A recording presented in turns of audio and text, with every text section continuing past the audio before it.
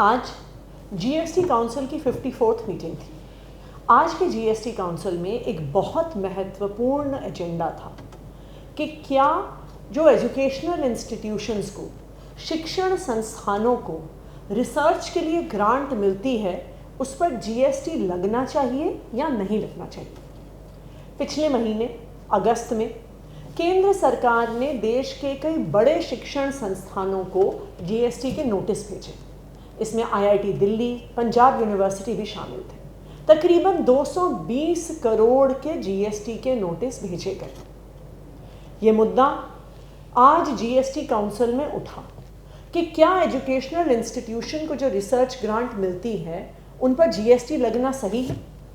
पिछले कई दिनों से आम आदमी पार्टी लगातार इस मुद्दे को उठा रही है और रिसर्च ग्रांट्स पर जीएसटी का विरोध कर रही है। एक तरफ आप देखिए तो केंद्र सरकार लगातार अपने बजट से दी जाने वाली रिसर्च ग्रांट्स को कम कर रही है। 2014 में तकरीबन 70,000 करोड़ हर साल रिसर्च ग्रांट के लिए दिए जाते थे केंद्र सरकार द्वारा। आज वो संख्या तकरीबन आधी हो गई है और मात्र 35,000 करोड़ रिसर्च ग्रांट्स को दिए जा रहे हैं। तो ये कैसा न्याय है कि एक तरफ तो सरकार खुद रिसर्च ग्रांट्स का पैसा कम कर रही है और जब educational institutions private research grant लेकर आ रहे हैं तो उन पर जीएसटी लगा रही है। आम आदमी पार्टी ने लगातार कहा कि ये टैक्स टेररिज्म है और रिसर्च ग्रांट्स पर जीएसटी नहीं लगना चाहिए, चाहे वो सरकार ग्रांट दे रही हो, चाहे वो कोई प्राइवेट कॉरपोरेट ग्रांट दे रही हो, चाहे कोई चैरिटेबल ऑर्गेनाइजेशन ग्रांट दे रहा हो।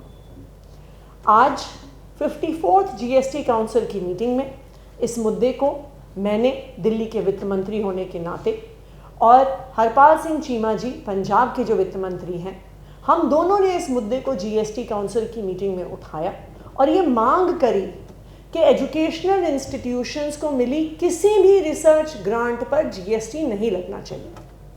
हमें इस बात की खुशी है कि जीएसटी काउंसिल ने आम आदमी पार्टी द्वारा उठाए गए इस मुद्दे का समर्थन किया और आज 54th जीएसटी काउंसिल मीटिंग में यह फैसला हुआ कि किसी भी एजुकेशनल इंस्टीट्यूशन को मिलने वाली रिसर्च ग्रांट पर जीएसटी नहीं लगेगा।